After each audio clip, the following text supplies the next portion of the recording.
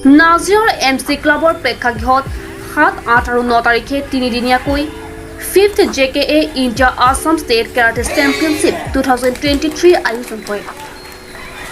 এই প্ৰতিযোগিতাত অসমৰ বিভিন্ন জিলাৰ পৰা আহি অংশগ্ৰহণ কৰিছেহি কেইবাশ প্ৰতিযোগীয়ে।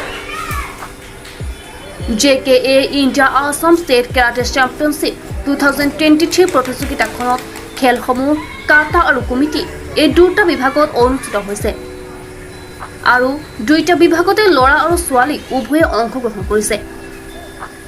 খেলৰ শেষত প্ৰথম, দ্বিতীয় আৰু তৃতীয় স্থান পোৱা প্ৰতিযোগীসকলক মেডেল, মানপত্ৰ আৰু ট্ৰফি প্ৰদান কৰা হয়। লগতে এই প্ৰতিযোগিতাখনত বিজয়ী প্ৰাৰ্থীসকলে আগন্তুক মুম্বাইত অনুষ্ঠিত হ'বলগীয়া ৰাজ্যিক প্ৰতিযোগিতা খেলিবলৈ যোগ্যতা অৰ্জন কৰিবলৈ সক্ষম হ'ব। নাজিৰাৰ পৰা দিলীপ হাজৰিকাৰ ৰিপৰ্ট, নিউজ ইণ্ডিয়া 12। প্ৰথমবাৰৰ কাৰণে মানে এনেকুৱা এখন ছাৰৰ কাৰণে এনেকুৱা এখন গেম এখন হৈছে আমাৰ ইয়াত। আমি দৰঙৰ পৰা আহিছোঁ ইয়ালৈ আৰু সকলোৱে মিলি মানে গেমখন বহুত ধুনীয়াকৈ হৈছে বুলি ভাবিছোঁ আৰু প্লেয়াৰখিনিয়েও মানে ভাল পাইছে।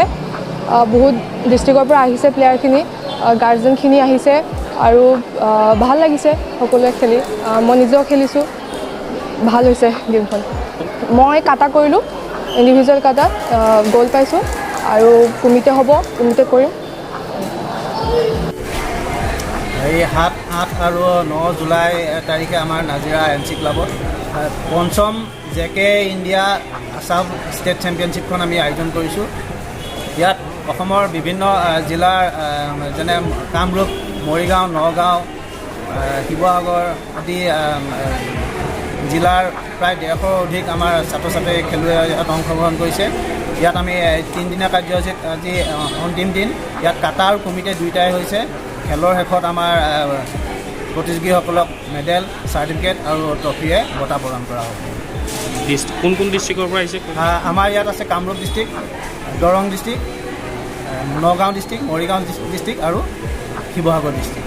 এই খেলখন হৈছে জাপান কাৰাটে এছ'চিয়েশ্যন, যিটো আমাৰ ষ্টাইল আছে সেই ষ্টাইলৰ গেম।